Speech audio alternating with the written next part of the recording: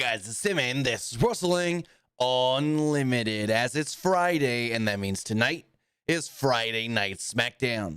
So far, tonight's Friday Night Smackdown does go. I thought it was a really good show, super easy to watch, and built things up moving forward.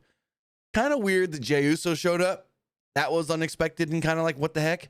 But other than that, I thought the rest of the show was really done well, really built to a number of different things, and yeah, I thought it was a good Friday Night Smackdown. We've got a big match for next week that I'm super excited for. Motor City Machine Guns versus DIY. Whoo, boy. We also got, speaking of Motor City Machine Guns, their WWE debut. We got more stuff with Roman Reigns and the Bloodline and getting beat down yet again. Again, like I said, Jay showed up and so much more. But with that, I want to say thank you for joining us here. Twitch.tv/PWU Unlimited, YouTube.com/Pro Wrestling Unlimited, and podcast services all around the globe like Stitcher, Spotify, Google Pod, Apple Pod, Anchor, iHeartRadio, and so much more. Remember, if you are watching live on Twitch, you can help us out a couple of different ways. You can either help us out by hitting that donate button down below or by donating Twitch bits in the live chat. Remember, donating Twitch bits is the best way to get your comment, question, or concern read live on the air. And also remember that you can support the channel by subscribing one of two different ways, either with a tiered subscription or with Amazon Prime. Because remember, if you have Amazon Prime, then you have Prime Gaming. Prime Gaming gives you a lot of cool things like free games, free stuff for games, and you always get one free subscription to any Twitch channel you want to subscribe to throughout the month. And I'd greatly appreciate it if you did right here for Wrestling Unlimited. Also, remember, go help us out over on YouTube. You can help us out over there by hitting that subscribe button. That way you know when we post new videos. That way you know when we go live. And that way you know when we post to the community tab. Also, remember to support the channel. You can do so by hitting the join button and becoming a channel member. As a channel member, you get early access to a bunch of things that we're going to start creating starting next week. We got a bunch of new video ideas that will be at the $5 tier. But even if you just want to subscribe at the $1 tier, we greatly appreciate it as well. Whether that is here on YouTube or patreon.com/PW Unlimited. Also, remember, if you want to get your comment, question, or concern read live on the air on YouTube, you can do so by donating a super chat in the live chat. Also, head over to the Epic Game Store. Head over to the Epic Game Store and buy something. Whether you're buying a new game, whether you're buying an old game, whether you're claiming a free game or getting bucks for Rocket League, Fortnite, or Fall Guys, use this code right here, PW Unlimited at checkout, and you will be supporting us at no extra cost. We do know that Spider-Man 2, Marvel Spider-Man 2, the game, should be coming to PC in January, and we would use this code to get it. Also, if you want to claim the free games, right now it is Adam Eve. Invincible presents Adam Eve, which is really good, and Cardboard Kings, which is a fun, like trading cards type game. And then finally, also, we do know that Captain Hook, Maleficent, and Cruella de Vil are now in Fortnite, and if you're going to get them, use this code right here, PW Unlimited at checkout. Maybe you want to get the Spider-Man stuff for Rocket League. You can get a Spider-Man car. You can get a Venom car. Use this code, PWUNLIMITED, for all Epic Games and Epic Game Store purchases. Finally, we're also sponsored by Shop WWE, as they have a brand new shirt out for the Motor City Machine Guns. We saw Chris Sabin, we saw Alex Shelley. The Motor City Machine Guns made their WWE debut tonight on Smackdown. And right before the show went live, they put out a brand new T-shirt for the impending debuting Motor City Machine Guns. And you can get yours now, either by using the link in the description below or heading over to pwunlimited.co/MCMG shirt. Again, that is pwunlimited.co/MCMG shirt. Link is in the description, and we'll keep this on the screen the entire broadcast as well. With all of that, our Friday Night Smackdown does go. We open the show with an important looking people carrying a case, the Crown Jewel Championship in it. Shots of Columbia, South Carolina were shown, while Corey Graves sets everything up for a video package recapping the happenings of last week. The recap of what happened between Jimmy and Jay on Monday was also shown. Back in the arena, Solo Sikoa's music hits and the Bloodline walks out. They announced that Corey Graves is on commentary with Wade Barrett this week because Michael Cole is out on, quote, special assignment. What that special assignment is, we don't know.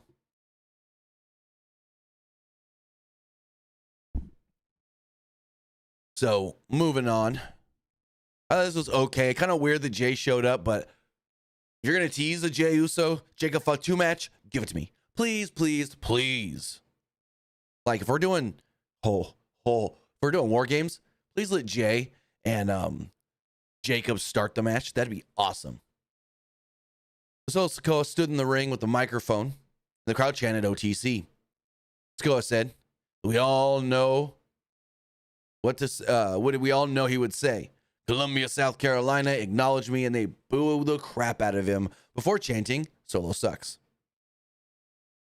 Sikoa told the city that they were looking at the present and the future, bloodline, and the tribal chief. Sikoa said that he created a bigger, stronger family and a bigger, stronger bloodline. Sikoa said that Roman Reigns can't do anything about it either. Sikoa said Jimmy can't do anything about it either. Sikoa said that Jay doesn't want to do anything about it because he doesn't want to get at him. Crowd then chanted yeet. And Solo said, no yeet. Sikoa said, the beatdowns will continue unless Reigns comes down to the ring by the end of the show and acknowledges him. That's when then the music of Jey Uso, of all people, Intercontinental Champion, hit and he came out through the crowd. Man, is Jey Uso freaking over. Like, this crowd loved them some Jey Uso. The entrance, the song, it's just, God dang. But Jay grabbed a mic and said, what's up, little brother? Jay said, it's been a minute. Jay said that he wasn't out here to fight with Solo because he still cares about him because Sikoa is his little brother. Jay said that he was out here to talk to him, oos to oos. Jay said Jay told Solo, think about what you're doing to the family and the bloodline. Jay said that he still has issues with Roman. But dividing the family, well, that's not the way to go. Jay said that he left the family, went to Raw, and became Intercontinental Champion. Jay said fighting over the Ula Fala, quote, it's not it. Because it's earned, not taken. Jay pleaded with Solo, stop dividing the family. Sikoa asked Jay if he was done wasting their time. Sikoa said that he wasn't trying to divide the family. He was trying to unite the family. Sikoa told Jay not to call him little brother because he is Jay's tribal chief now. Sikoa said he will always have a place for Jay and Roman in the bloodline. All they have to do is acknowledge him as the tribal chief. Sikoa asked Jay if he was in or if he was out. Jay asked if what Sikoa said was true. Why did Sikoa have to get Tama Tonga, Tongaloa, and Jacob Fatu? He goes, why we've been staying away from Jacob. And then kind of goes to Jacob and goes, you better stop looking at me like that. And Jacob's just looking at Jay. And he was like, I'm going to knock his ass out if he don't stop.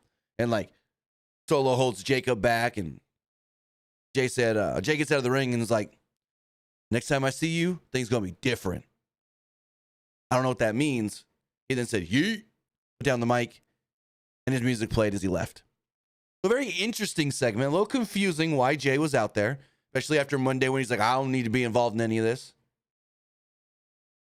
Because like, what changed his mind? What? Huh?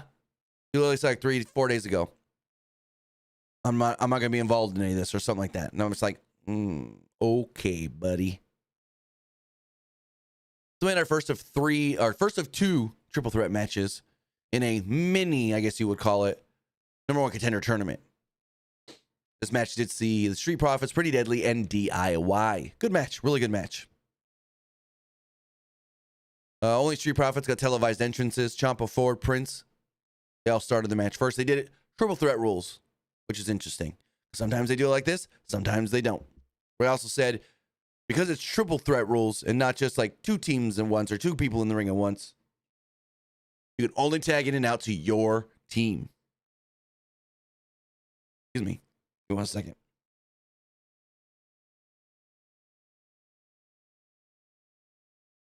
Anywho, sorry about that. So, Prince retreated to the outside early, and Ciampa and Ford took the first 30 seconds of the match. Prince then had a chance to get in and get some offense in and lured Ciampa to the outside, where Wilson took Ciampa out. Things then broke down from there with a bunch of dives and blind shots occurred. It resulted in Ford leaping over the top towards Ciampa, but Ciampa hit Ford with a knee and got a 2 out of it. Pretty Deadly then took control and hit a double team move that included a code breaker on Ciampa for a 2. Pretty Deadly then posed in the middle of the ring and the crowd booed. Ford rolled up Prince during the pose, and that earned him a quick 2 as the show into a picture-in-picture break. Well, here's the interesting thing. Picture-in-picture break on TV and on the app. But on their website, if you're watching through the USA website, you didn't get the picture-in-picture, which is interesting. Because I had the show on my computer through the website, and then I had to run downstairs for something, and my commercial, perfect. Threw it up on my phone, so that way when it comes back for commercial, I can run back upstairs. Well, then I look at my phone, I'm like, picture-in-picture. I look at the computer, no picture-in-picture. So that was weird. That was weird. Picture-in-picture on everything, except for their website. Which now makes sense. I haven't been getting any picture-in-picture on SmackDown because I've always been watching on the website through USA. Anywho, the show returned, and Ciampa hit an air end crash on Prince, but Ford landed a frog splash on Ciampa for a near fall. All 6 men started trading big moves. Ford then went back to the top, but Prince cut Ford off, and Pretty Deadly went for something, but Ford, but Dawkins appeared and hit a doomsday blockbuster on Prince. DIY then followed this up, running in with a meet in the middle on Wilson. Ford then covered Prince. Ciampa covered Wilson. Referee counted, and it looked like we got 2 different pins at the same time. But then in my mind, I'm looking at it going, Jessica Carr was only looking at Ciampa, not Ford. What is she going to rule here? And so Alicia Taylor walks up to the ring, and she's like, what's the call? And Jessica Carr's like, DIY, they win. Ciampa was the legal man. Ford wasn't legal. Ciampa was legal. Ford was not a legal man. So was it that Ford was the legal man, Dawkins, or wasn't the legal man Dawkins was for his team? What it seems like. But because Ciampa was the legal man, he pinned Wilson. Bada bing, bada boom. DIY win. DIY gets the victory. So I think that was where the confusion comes from. And I don't know if this was storyline or if they really did just mess up. But we did the double pin, and then they were like, nope, Ford wasn't the one legal for his team. Don't count. But at the same time, here's the other thing. Even if Ford was the legal man, if Ciampa was pinning Wilson and Wilson was legal for his team, that means Prince wouldn't have been legal for his team. And so, in the end, even if Montez Ford was the legal man, he was pinning the not legal guy for Pretty Deadly. So in the end, again, like I stated, Montez just messed it all up anyways. But DIY wins. They're moving on next week to face, well, Motor City Machine Guns. Oh, that match is gonna rule. I can't wait. I can't wait for that match. Talk more about it in a little bit. About 38 minutes into the show, and an SUV pulls up with Jimmy and Roman getting out. And I go, oh, take your sweet ass time to get to the show. And they're all like, got that new Travis Scott. I haven't heard that yet. Roman's like, it's unreleased. And they're all like, cool and yeah, whatnot. I'm like, you guys got this dude, your little brother, your cousin, trying to run your family, and you just show up whenever? Why are we supposed to think Solo taking over is a big deal and threatening and bad if you guys just showing up whenever all cool willy-nilly? Very weird. Not a big fan of that one because they played it in the story as far as like, oh, we don't care about Solo. Well, I don't care about any of this. His bloodline. We show up whenever, just show up. So, a little weird. But as they're walking, all of a sudden they stop, and Jay is there. They all glare at each other for a moment. Roman pulled at Jay and told Jay, I'm proud of you. Y'all are. Jay said, man, no yeet, and walked away. And I was like, damn. Jay really is bitter still. Then why'd you show up and talk sense to Solo? I don't know. He wants to help the family, but he doesn't want to help Roman specifically, I guess. So what hold on. So here's my question then with that thinking now, because I'm thinking here on the fly. Excuse me. So he wants to help the family maybe, because he's like, don't divide the family like this. Okay, so who's supposed to be the tribal chief then? In his mind, if he doesn't want to help Roman in this, is he still cool with Roman being the chief? That's the big question. Excuse me. So we had Lash Legend versus Piper Niven in a 3-minute match. Probably one of the best matches I've ever seen from Lash Legend. Lash actually looked good. We also had Jade Cargill and Bianca Belair sitting in the crowd watching with different hair. Jade had her short hair and Bianca had some like brunette wig colored thing on. Yeah, different hair. Not even gonna get into any of that. Trust me. I have before, and yeah, the whole thing. So Lash Legend pulled Niven to begin the match. Niven returned the favor. Legend then hit the ropes, but ran into Niven, who didn't move at all. She no-sold her. Niven then ran the ropes and took Legend down. Niven went for a splash, but Legend moved and hit Niven with a pump kick and a splash of her own. She got a 1 off of it. Niven then caught Legend and slammed her before landing a running senton for a 2. Niven then went for a cannonball, but Legend moved and hit a few strikes on Niven. Legend then tried to lift Niven, but she couldn't, and Niven headbutted Legend, but Legend ultimately body slammed Niven to a pop from the crowd. Chelsea Green and Jakar Jackson then kind of brawled to the outside, which distracted Lash Legend, just enough for Niven to briefly get the upper hand. Niven went for a splash, but Legend moved and hit her with her finisher that looked very impressive and picked up the victory. The Meta Girls then jaw-jacked the tag team champions, as even though they lost the titles on the line, they want another shot. So, see how it all goes. But yeah, I'm liking this like soft call up for the Meta Girls. They're entertaining, I will say that. In the past, I would have said, hey, they don't have the best of matches or anything. But my question is it just the Meta Girls, or are we going to get all of Meta 4? Because I do think Meta 4 as a group is entertaining. So I don't know if this is like a, hey, let's test them out. And then bring up Oro. Bring up Noam. I think Noam might be still out with an injury, though. But, hey, I'm all for it. There's not really much. I don't think they ever let Lash Legend win the NXT Women's title. So it's like, there ain't not much left for them to do down there anyways. You might as well call them up if you think they're ready. And if this is the style of match and the quality of match we're going to get from Lash Legend, cool. This was good. I thought Lash Legend looked very impressive and very good in this match. Probably the best I've seen her. Roman Reigns backstage. All of a sudden the camera pans out for a second. You see Jimmy sitting right next to him. He's like, what are you doing? He's like, try to cheer you up. Be your white man. And he's like, get over there. Like Jimmy jumps over, sits in a different chair. Jimmy tried to convince Roman, hey, let's try talking to Jay. Roman's like, if the wise man was here, this will all be taken care of and handled already. So that is the question. Where's Heyman? We know Heyman got taken out by Solo's bloodline, but it's like, he's still out and dead? I don't know. Roman then said, you know what, I'm going to fix this later. Jimmy's like, how? He said, I'm going to acknowledge Solo. And things kind of got tense and serious for a second, and then the segment ended. Corey Graves is like, I just hear that, right, Wade? He's going to what?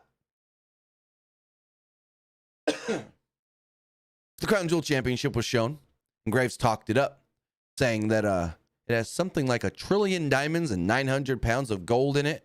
And I'm like, what the hell can carry that thing then? Cody's theme played, and the American Nightmare, undisputed WWE champion, came down to the ring. And like, I'm not going to say Cody played heel here, but he had like a slow, his delivery was very old school in this. This is a very old school feeling promo. I will say that. The crowd's chanting for Cody, and he soaks it in. Cody said, it's an, quote, unbelievable sized crowd this evening. Camera pans out to show the entire crowd in the building. Cody noted how someone told him that, quote, the next one doesn't look like the last one when it comes to who leads the company. Cody said about the Crown Jewel Championship, it's about the next one. It isn't about the next one or the last one. It's about being the first one. Cody referenced Harley Race, Ric Flair, Nick Bockwinkel, Goldberg, and Stone Cold Steve Austin. Cody said at the end of Crown Jewel, there will be a definitive Crown Jewel champion. Crowd kind of got flat. Cody said that he wouldn't disparage Gunther. Cody said Gunther is respected by everybody and could chop a tree down with his hands.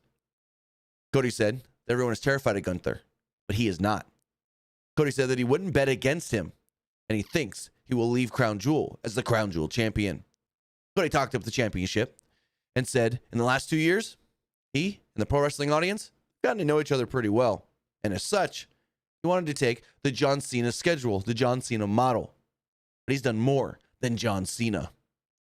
Cody said the real reason he thinks he's leaving Crown Jewel as the champion because he needs to do it for his little 3-foot daughter at home. He said, I need to do it for legacy. I was given this name. She was given her name. And I need to make sure that that name is worth living for. Cody then invited Gunther to SmackDown next week. Cody said that he wanted to know why Gunther wants to win. What does this mean to Gunther? To him, being the first means everything. Cody said that he wants to look in Gunther's eyes and say, quote, hey, champ, what do you want to talk about? And that was the end of the segment. When Cody was talking just straight to the crowd and being like, hey, we got a great crowd here and this, that, they were loving it. Soon as he said, there's a reason I want to win this Crown Jewel Championship and why it means so much. And then they just went, they were dead. They were silent almost. So I get it. If this is really going to be an annual thing and something someone's going to win every year, I get why Cody would want to be the first. It's a legacy thing. I was the first person to have my name associated with this trophy, this championship, this prize. Now, hopefully it's not one and done, like with Braun Strowman and the Greatest Rumble belt, that green title. He's the only one that ever has won that title because they only did it once.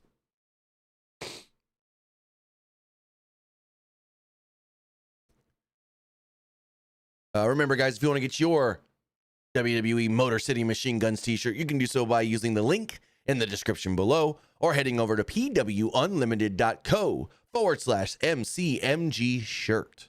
Again, that is pwunlimited.co/MCMG shirt or using the link in the description below.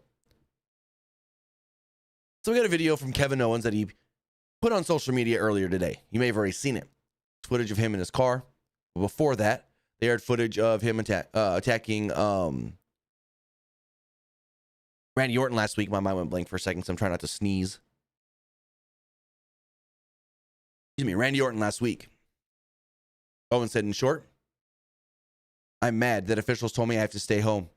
It feels unfair and ridiculous because we see people get ambushed every week on TV and they don't get reprimanded. Owens mocked the fact that he, quote, dropped their golden boy outside a stupid bus. Let's be honest, it was wrong.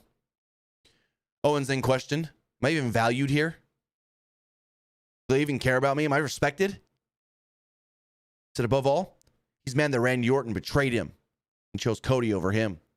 Owens said, yeah, I've turned on a bunch of people. I would have never done that to Randy because he thought their friendship was different from all the others he's had in the past. I'm like, really? How? Okay. You and Sammy are like brothers. You've been teaming with Randy for a couple months.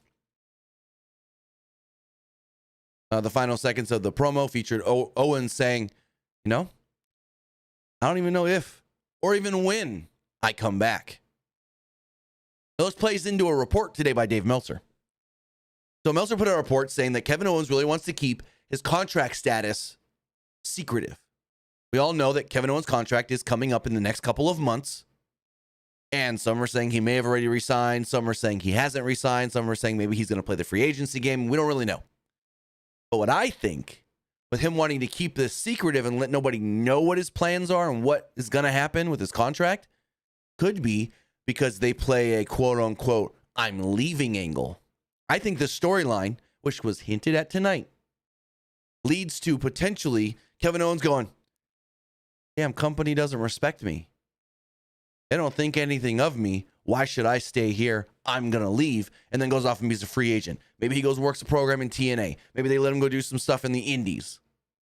But I think there is a slight chance, and maybe it ends up where he signs at the last minute or so. I don't know. But I think there's a slight chance that we could see a Kevin Owens I'm leaving storyline. Also, Meltzer did write that one idea tossed around for the first Saturday night's main event is Cody versus KO in the main event.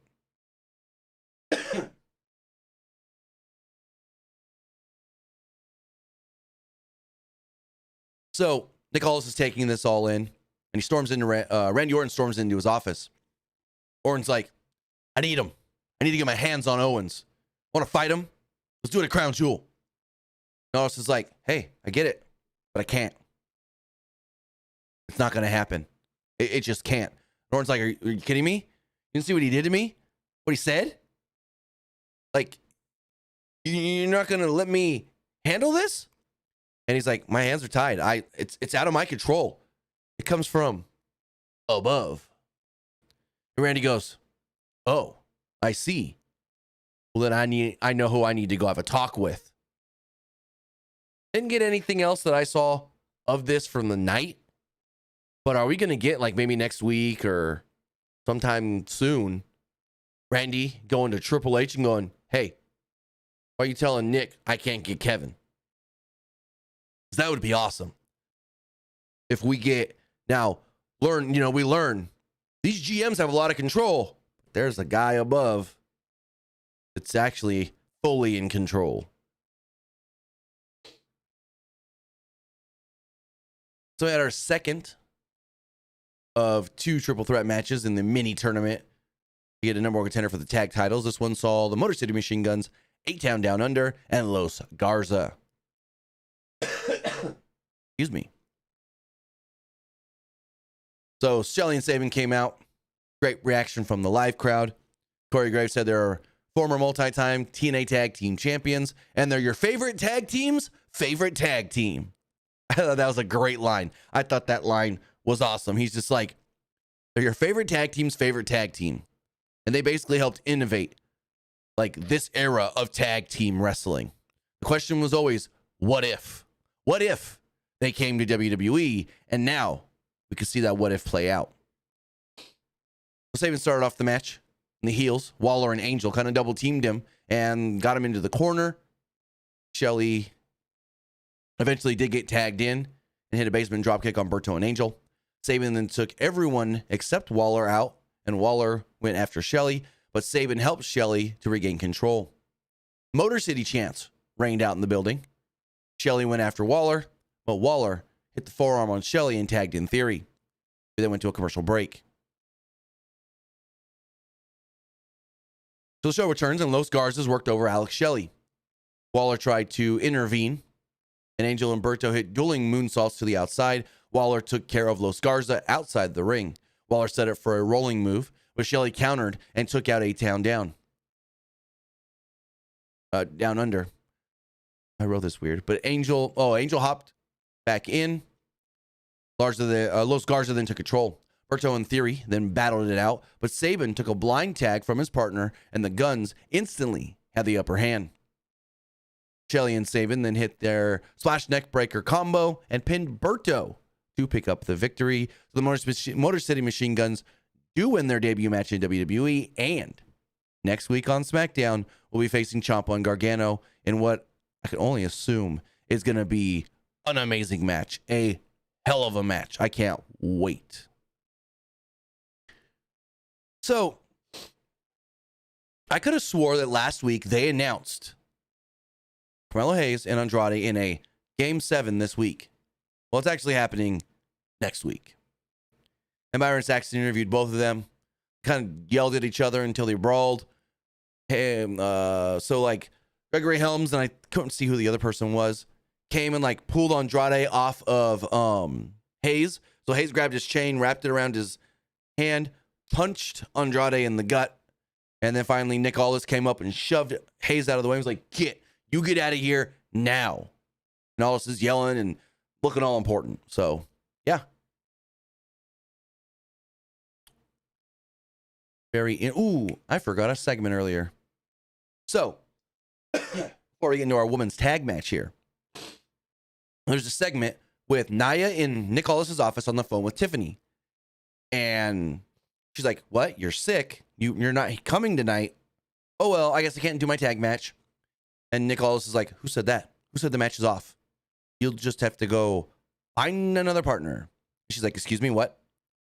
So Candice LeRae and Indy Hartwell come in, and Candice is like, hey, what's going on? And then he's like, so we heard you might need a partner. How about the Speed Woman's champion over here?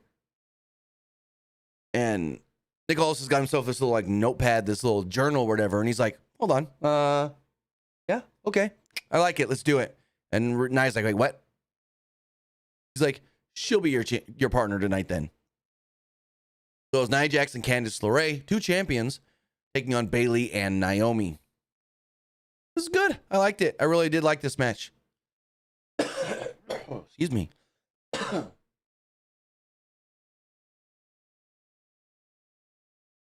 So Jax and Bayley started everything off, and Jax attacked Bayley quickly. LeRae tagged in, and Bayley took control. Naomi then tagged in, and LeRae rushed in to tag Jax. Jax ran to Naomi, and Naomi moved and stood on Jax's back and danced a little. Jax then came back and face planted Naomi for a 2. Jax had a spine buster and a senton for a 2. The show then went to a commercial break. The show then returned, and Bayley got the hot tag, and Bayley came in to clean house with LeRae getting the worst of it. Naomi had a splash on Jax on the outside, but Bayley ran in with a forearm from LeRae. Jax then tried to climb the ropes, but Bayley cut her off. With the referee's back turned, Hartwell would then attack Bayley and roll Bayley back into the ring. Candice LeRae then landed a moonsault on Bayley and pinned her, who picked up the victory for her team. I honestly, and I'm not throwing shade on Candice LeRae, I honestly thought Candice was just in this match to take the pin. No, your Speed Woman's champion got the pin, pinned Bayley, picked up the win. I was flabbergasted, shocked. I did not expect that at all. At all.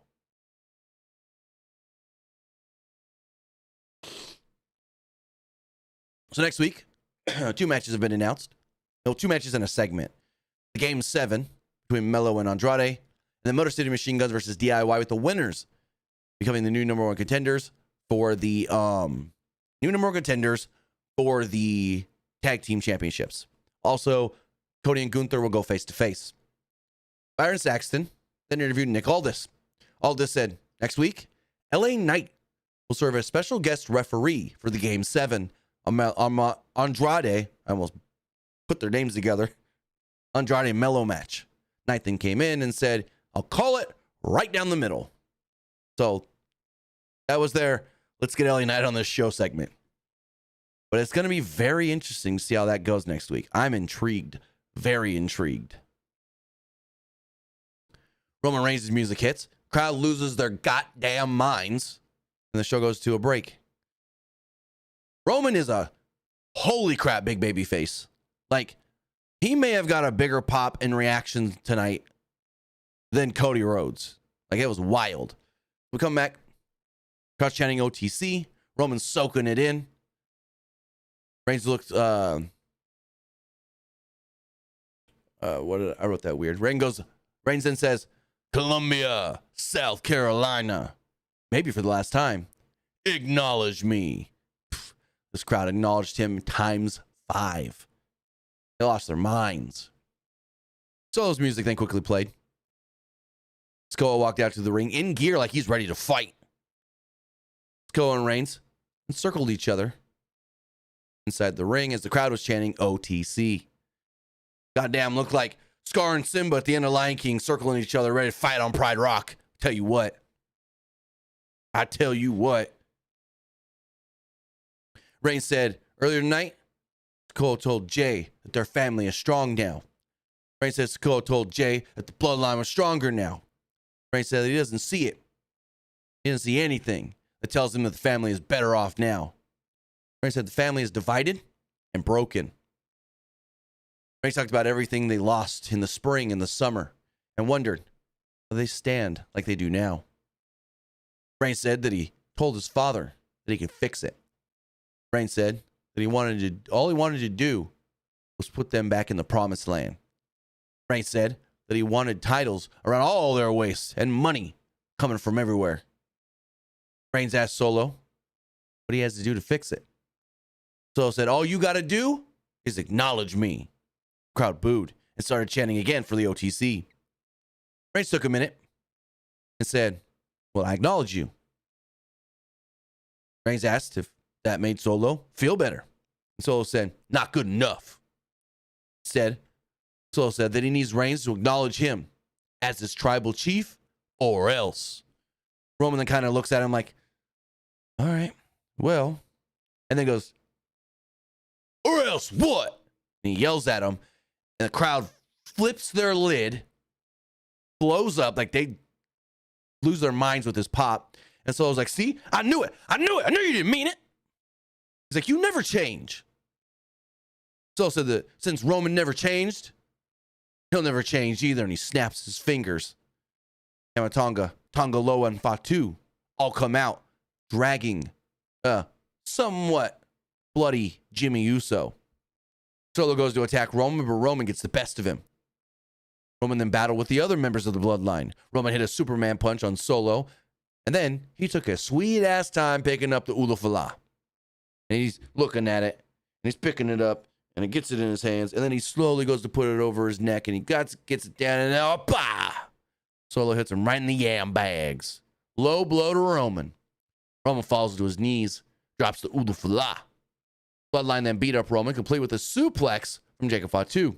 4 Bloodline members are yelling at Roman at this point, and they set Roman up for a Samoan spike, which Solo then delivers. Solo yells at Roman some more, yells at the crowd, and hits another Samoan spike before Jacob Fatu then puts the Ulufala around Solo's neck. For the second week in a row, Bloodline stand tall over Roman Reigns. Very interesting, good segment, but it's just like, okay, now what? 2 weeks in a row, you do the same thing, basically. Now what? What's next? Where are we going? Are we going to the War Games or are we not? You got to give me something. Because it's now, you're stretching. You're stretching. I know you got to get past Crown Jewel, but you're stretching. You're stretching. You got a month and a half. You're stretching.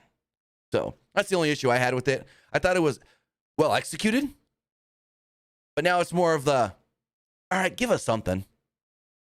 Kind of like on Dynamite. When the BCC are just beating people up, but not telling us really why other than, AEW's changed. You're either with the company or you're with us. And now it's more like okay, you're doing kind of the same thing over and over. Bloodline beats up Roman. What are they going to beat him up again next week? Or is Roman just not going to be there next week? So we kind of need a little bit more story progression because now it's starting to like, oh, we can see they got to wait a little bit because we got to get over this Crown Jewel show. But with that, guys, that is Friday Night Smackdown. Let me get the poll going here. Oh, good to know for that, Bangs. Bangs says the Spider-Man stuff is equipped able for Fortnite as well. Goddamn. Goddamn.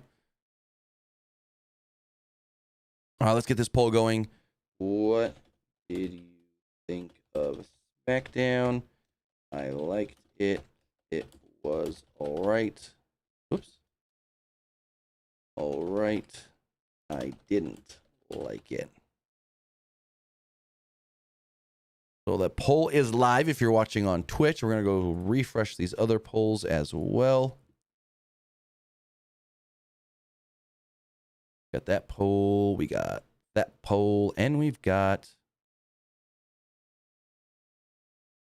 that poll. So as far as the threads poll does go, 67% liked the show. 33% thought it was just all right.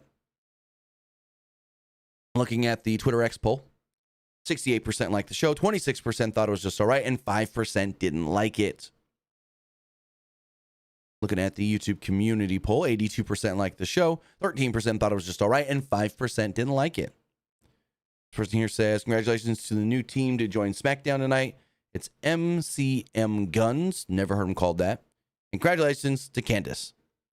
First says, it's good to see Motor City Machine Guns qualify for the WWE Tag Team Championships. I hope they take them away from the bloodline. So you're half right. Qualified for the final round. They'll probably beat DIY, but there's still a chance DIY wins next week and they become number one contenders. Looking at the YouTube live polls, 73% liked the show, 20% thought it was just all right, and 7% didn't like it. And finally, as far as Twitch does go, 67% liked the show, 33% thought it was just all right. With that, guys, that is going to wrap everything up. I want to say thank you for joining me here. Twitch.tv/PW Unlimited, YouTube.com/Pro Wrestling Unlimited, and podcast services all around the globe like Stitcher, Spotify, Google Pod, Apple Pod, Anchor, iHeartRadio, and so much more. So with that, have a great night, and we'll see you next time. Have a good one, guys.